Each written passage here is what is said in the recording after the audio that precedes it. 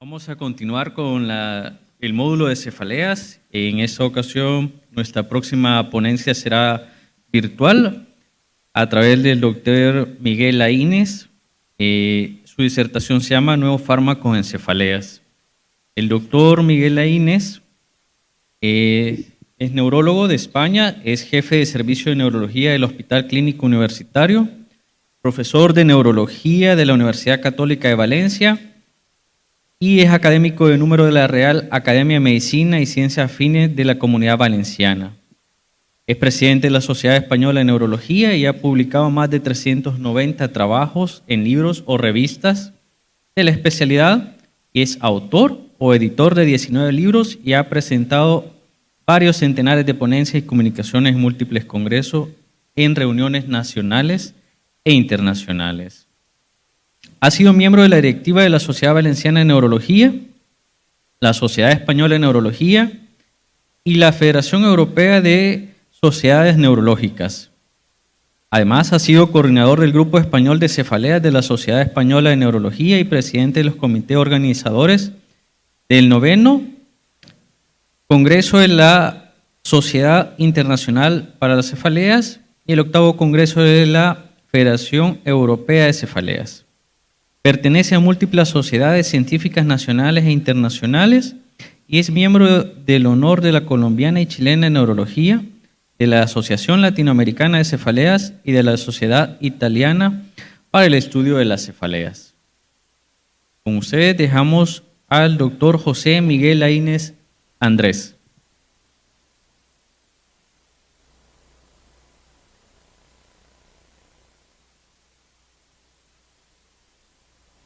Buenos días, queridos amigos del Salvador, de nuevo con vosotros. Lamento que en esta ocasión es a distancia, pero vamos, con el corazón estoy ahí cerquita y espero que disfrutéis un poco de mi charla. Estos son mis conflictos de intereses y este año vamos a hablar de nuevos tratamientos en cefalea, pero siempre me gusta recurrir un poco a la historia y ver que el dolor de cabeza, desde que la humanidad existe, se empezó a tratar y bueno, hay grandes contribuciones, los egipcios, el famoso Tumi de los incas, la misma mitología. Sabemos que Palas Atenea nació de la cabeza de Zeus cuando Vulcano le golpeó porque tenía dolores de cabeza, o sea que la sabiduría viene del dolor de cabeza, y luego pues contribuciones de Hipócrates, Ateneo de Capadocia, Galeno, es decir que sin duda fueron los primeros que contribuyeron a descubrir el mundo de la cefalea y de la migraña. Y por nuestra parte cito este personaje que veis ahí a la derecha, es un médico valenciano que hablaba del tratamiento que se llama Arnau de Vilanova, que recomendaba altramuces destemplados con la orina del enfermo, que quizás no sea una buena alternativa hoy en día. Bueno, afortunadamente la historia ha avanzado. Creo que sobre todo en la segunda mitad del siglo pasado, los últimos decenios, avanzamos mucho en el conocimiento de la fisiopatología de la migraña y esto, sin lugar a dudas, ha dado lugar a la aparición de nuevos tratamientos, que es de los que hoy vamos a hablar. Uno de los elementos cruciales que se describió en el siglo pasado, pero que no se ha empezado en la terapéutica hasta el presente, ha sido el GCRP, el péptido relacionado con el gel de la calcitonina. Sabemos que es un elemento efector fundamental en la crisis de migraña y sabemos, si ya hubo un primer ensayo con una forma intravenosa publicado por Yesoles al principio de los 2000, en lo cual demostró que era un fármaco efectivo, que bloquear esta vía era efectivo en el tratamiento de la migraña. Y bueno, esto ha sido un poco, si vemos la perspectiva de los tratamientos que se han introducido en los últimos años, realmente donde ha cambiado, salvo los triptanes que se introdujeron como tratamiento sintomático con base fisiopatológica, realmente el siguiente momento crucial en el tratamiento de la migraña ha sido la introducción de los fármacos anti-GCRP, porque son los primeros, es decir, sobre todo en la parte preventiva, que obedecen o realmente están basados en el conocimiento fisiopatológico. En este sentido, el GCRP hemos dicho que es un elemento fundamental en la crisis de migraña y podemos bloquear dos cosas. Podemos bloquear el ligando, como lo hace algún anticuerpo que es frente al ligando, o podemos bloquear, perdón, como lo hacen la mayoría de los anticuerpos, y podemos bloquear el receptor, como lo hace el Erenumab, o como lo hacen los gepantes que bloquean el receptor, ¿no? Los gepantes, esto ha sido las moléculas, falta alguna como es el zavegepan, estos han sido los que se han desarrollado en los últimos años, la mayoría de ellos los monoclonales en la parte final y en la parte de arriba los moléculas pequeñas dirigidas al tratamiento agudo y preventivo, ¿no? En general, los anticuerpos son grandes, son específicos, requieren administración parenteral, tienen un intervalo de dosis largo, no tienen vía metabólica de eliminación y tienen poco riesgo de interacciones. Las moléculas pequeñas son como todas, son menos específicas, pueden cruzar la barrera, se administran la mayoría oralmente y requieren dosis más cortas y pueden interferir con otras drogas o con otros metabolitos a través de la vía del citocromo u otras, ¿no? Lo primero que se introdujo en la práctica clínica fueron los anticuerpos monoclonales. A mí siempre me gusta poner esta gráfica porque los compara un poco a los cuatro y vemos que todos ellos tienen una eficacia rápida, aparece pronto en los primeros días, en algunos casos muy temprano y tienen unas gráficas comparables. De hecho, a veces si uno los viera sin el nombre, a veces le costaría decidir, ¿no? En cualquier caso, nos han dado muy buenos resultados por encima de los tratamientos orales preventivos convencionales que teníamos ahora. Estos son los datos de tasa de respondedores de más del 50% en migraña episódica, que como podéis ver están pues en torno al 50%, algo un poco por encima, que es un poco lo que le exigiríamos a cualquier tratamiento preventivo, lo que exige la International Headache Society. Lo mismo sucede con la respuesta del 50% en migraña crónica. Estos son varios estudios de los diferentes monoclonales, fremanezumab, erenumab, alzheimerumab, eftilizumab, y todos dan una tasa por encima del 30%, que es lo que la IHS exige para demostrar eficacia en la prevención de la migraña crónica.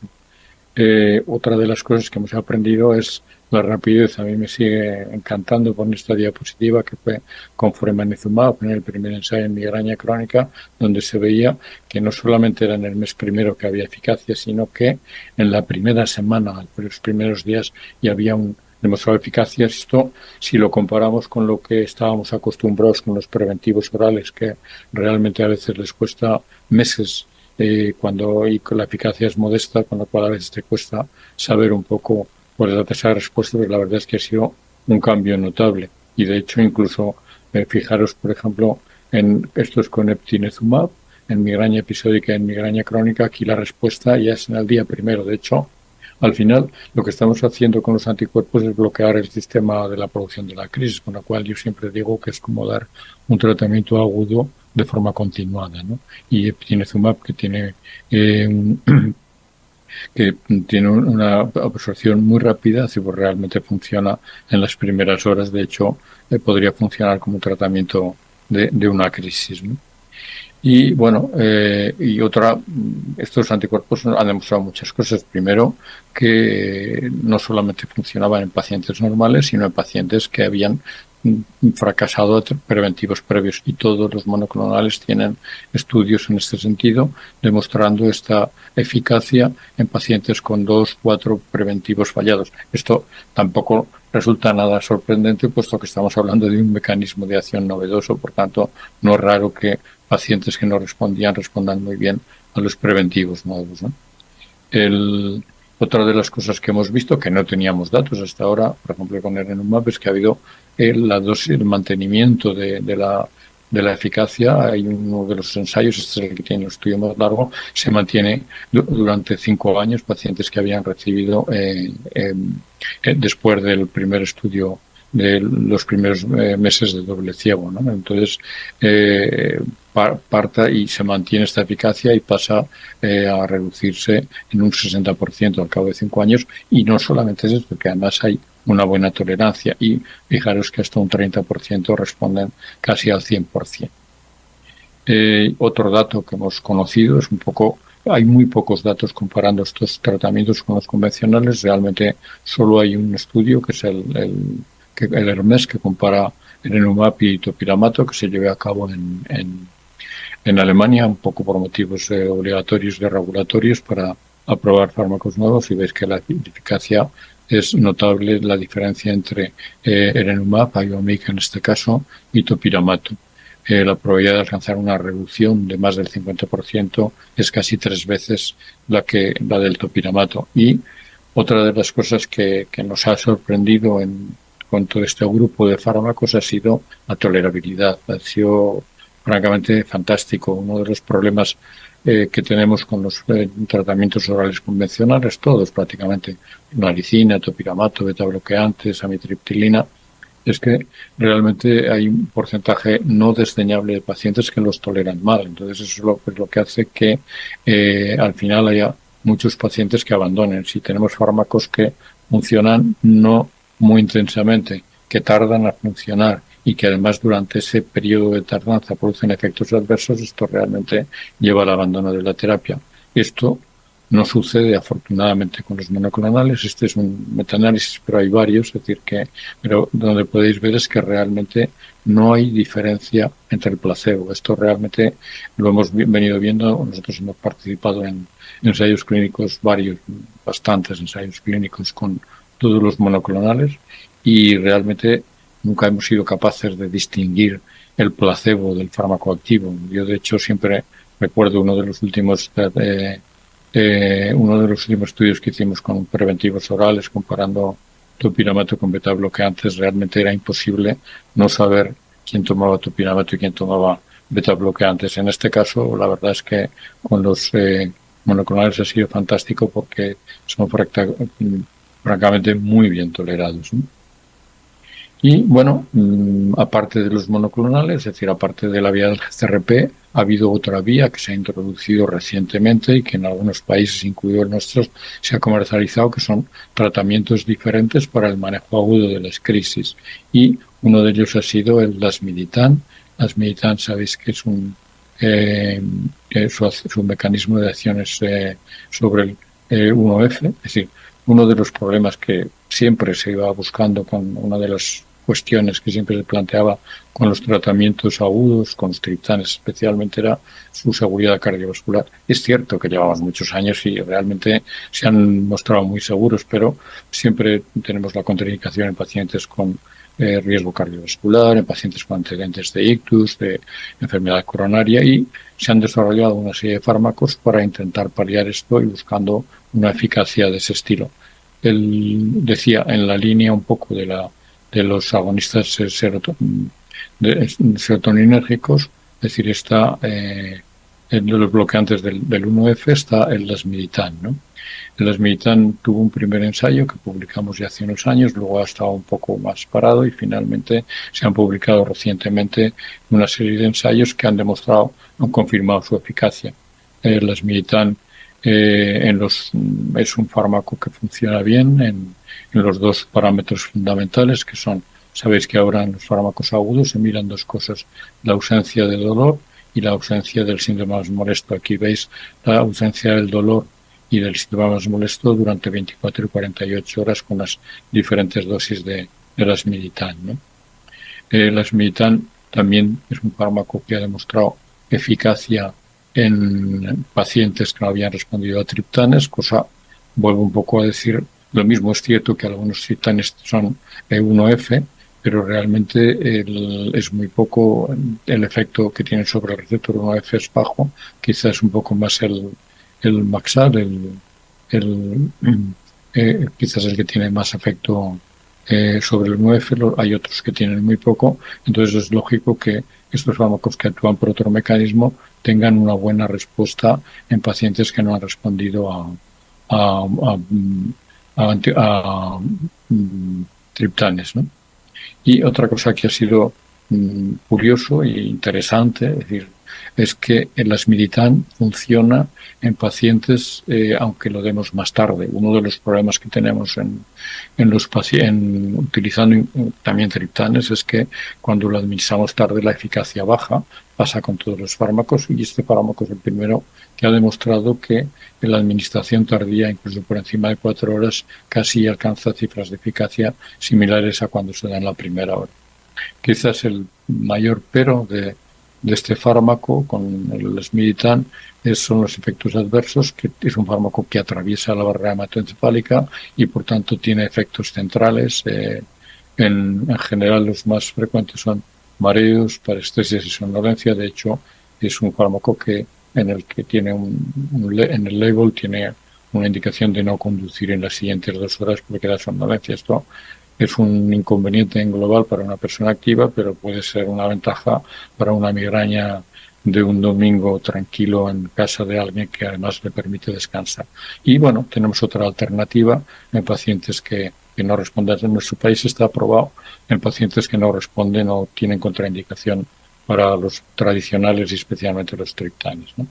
Y volviendo a la línea del GCRP, lo que se ha desarrollado en los últimos años ha sido una serie de moléculas pequeñas que son eficaces, que pueden ser administradas en general por vía oral y que se han probado tanto en tratamientos agudos como en preventivos.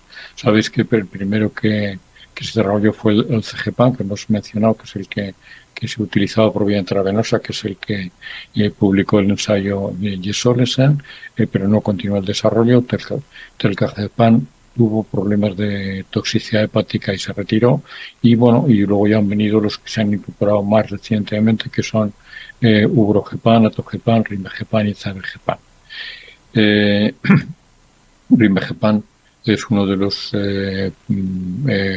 utilizados en el tratamiento agudo y también, como luego veremos, en tratamiento preventivo. Ahí tiene varios ensayos de agudo con numerosos, con una N grande de pacientes. Aquí podéis ver en la parte de la izquierda la ausencia del dolor a las 2 horas y la ausencia del síntoma más molesto a las 2 horas. Estos son los parámetros que se exigen a cualquier tratamiento agudo en las crisis de migraña, y en los 2 casos Rimegepam fue superior al placebo. Este es otro ensayo en el cual veis un poco lo mismo. La ausencia del dolor es también son 1000 y algo de pacientes y claramente superior el Rimegepam sobre el placebo a la ausencia del dolor y en ausencia del síntoma más molesto. Sabéis que esto es variable entre pacientes, en general suele ser las náuseas, la fonofonofobia son los más frecuentes, ¿no? Y bueno, Rimegepam, como veis en la gráfica de abajo de la derecha, se comporta superior al placebo desde la media hora, ¿no? Este es el mismo ensayo donde veis un poco todos los endpoints secundarios, es decir, como son la ausencia mantenida de dolor, etcétera, y realmente son francamente es decir, todos son superiores al placebo. El Rimegepam administrado por vía sublingual, ¿no? En una tableta de solución oral. Y a la derecha podéis ver esa pequeña gráfica en la que se muestran los efectos adversos que, como se puede observar, son similares, prácticamente son indistinguibles entre el fármaco y el placebo. Ubrogepam tiene algunos estudios también, este es uno de ellos, es decir, con las 2 dosis de 50 y 100 miligramos y también superior en los 2 síntomas fundamentales, ausencia del dolor, ausencia del síntoma más molesto. Este es otro ensayo en el cual se ve la dosis de 50 miligramos como es superior al placebo, claramente en el porcentaje de los pacientes con ausencia del dolor y del síndrome más molesto en la derecha. Veis que es superior al placebo desde el principio y es significativo al cabo de 2 horas, ¿no? Tanto para uno como para otro síntoma. Y este es el último fármaco que se ha introducido en el mercado. En nuestro país no están comercializados ni Ubrogepam. Este es uno que es de administración nasal, que está Vegepam, y veis mismos parámetros, ausencia del dolor al cabo de de 2 horas y ausencia del síntoma más molesto, y aquí la curva de tiempo. Y bueno, aquí la eficacia también es superior al placebo. Síntomas, efectos adversos, esto tiene algunos efectos adversos locales porque es la administración intranasal en spray, pero son muy poco relevantes y no diferenciales del placebo. Este es otro estudio, es decir, en el cual se muestra lo mismo: ausencia del dolor, ausencia del síntoma más molesto, y como podéis ver, es decir, con las diferentes dosis de zavegepam.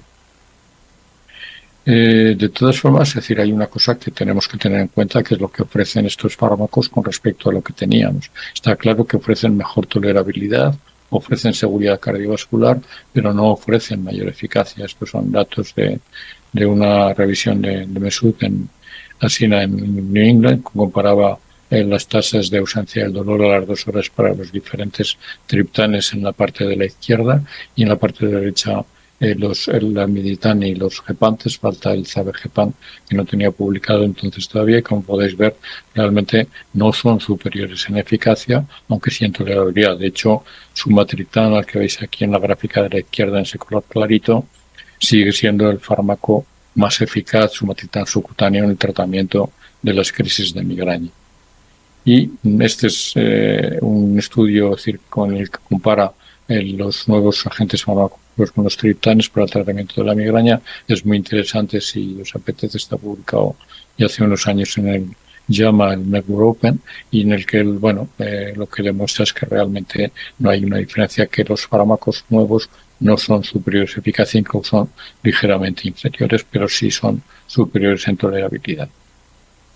Y cuando comparamos los nuevos frente a otros, es decir, realmente hay ya hechos algunos datos publicados comparando rimegepam versus atogepam y los anticuerpos monoclonales, diciendo que no hay una diferencia significativa en la eficacia de la prevención, y lo mismo en la eficacia y seguridad de rimegepam, vorgepam y lamiditán. Pues no hay diferencia entre ellos, en tanto ni en ausencia de dolor ni en alivio del dolor, ¿no? O sea que, bueno, hay pequeñas, pero no son significativas. Bueno, y el rimegepam, es decir, hizo un estudio, después del estudio agudo, hizo un estudio de seguimiento, dejando que los pacientes utilizaran como tratamiento aún durante un año el rimegepam para las crisis. Se vio que los pacientes, según iban tratando en las crisis, más crisis, reducían la frecuencia de las crisis de migraña. Y esto dio lugar a que se desarrollara un estudio preventivo con el mismo fármaco. Y aquí veis un poco una de las ventajas que podrían tener, evidentemente, los gepantes, es que no darían lugar a abusos, sino porque tienen efecto preventivo.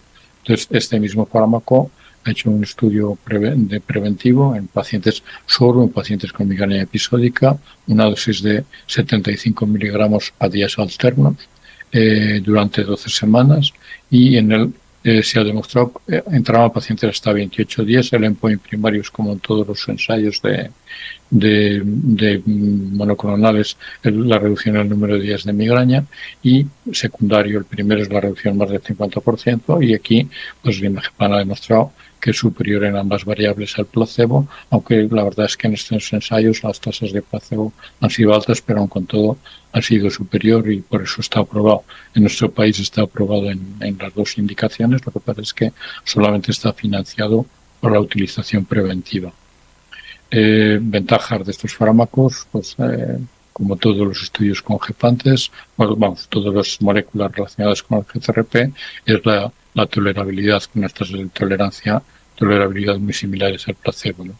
Y en este fármaco también se hizo en un estudio de extensión de 12 meses, y se vio que seguía reduciendo la frecuencia de las crisis de migrañas hasta de 6.2 días, lo cual realmente sabemos que funciona a largo plazo, y como decíamos antes, podría tener tiene efecto preventivo, ¿no? El otro fármaco que se ha desarrollado, gepante, para el tratamiento de la migraña ha sido el atogepam. El atogepam, a diferencia de los anteriores, solamente se ha desarrollado en tratamiento preventivo, y se ha desarrollado un tratamiento preventivo tanto en pacientes, tiene un programa de desarrollo clínico muy interesante, tanto en pacientes de migraña episódica como crónica, es el de migraña episódica. Estos son los datos, no voy a ir en detalle, respuesta en el número de días de las diferentes dosis, todas superiores al placebo, respuesta en la reducción de más del 50% y proporción de respondedores de más del 25, 50 y 75%, que realmente es muy alta, llegando hasta un tercio de más del 75%, que es realmente muy interesante. Y también se ha probado en migraña crónica, con los endpoints similares y en el cual y se ha visto decir que realmente la eficacia también era similar entre las dos dosis. La reducción era superior a la dosis del placebo al cabo de 4 semanas, perdón, 12 semanas, 3 meses quería decir. Y bueno, la dosis final que se ha recomendado es la de 60 miligramos. En todo el análisis de seguridad de este fármaco, recolectando pacientes de todos los ensayos clínicos, es decir, con más de 1.200 pacientes y en casi 800 en el largo plazo, no ha habido, se ha descrito ningún efecto adverso notable y todos en los ensayos todos han sido similares al placebo.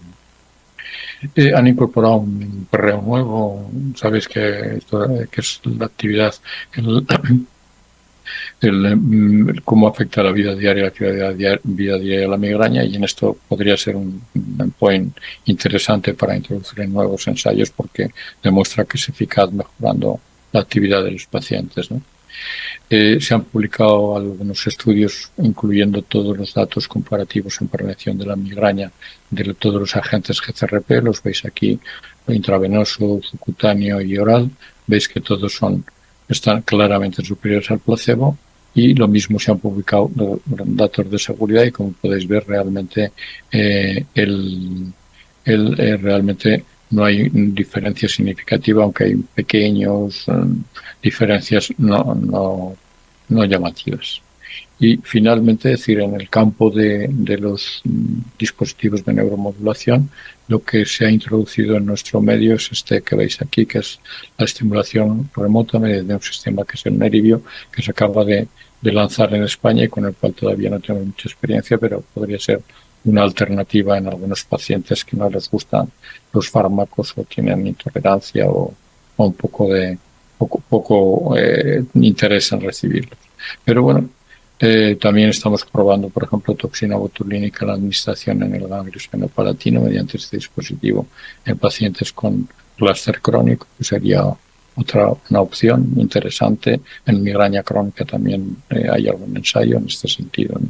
Pero bueno, no olvidemos que el futuro es prometedor, seguro. Ahora vamos a empezar ensayos en PACAP y algún otro mecanismo, pero no debemos olvidar, y a mí me gusta terminar justo con lo más principal del manejo de la migraña. Primero, que tenemos que personalizar el tratamiento, que el traje de la migraña, que evidentemente con los nuevos fármacos tenemos más posibilidades de personalizarlo, pero siempre hay que personalizarlo tanto en la parte aguda como en la preventiva, que no debemos olvidar los objetivos generales del tratamiento, es decir, que tenemos que seguir aconsejando a los pacientes que hagan algunos cambios vitales que les pueden ayudar, que demos un tratamiento optimizado agudo. Nos olvidamos muchas veces de optimizar el tratamiento agudo, y que el tratamiento preventivo obviamente va a estar indicado en aquellos pacientes que tienen mucha frecuencia, discapacidad o que no les funciona bien el tratamiento agudo, y cuidando mucho de evitar la cefalea por abuso.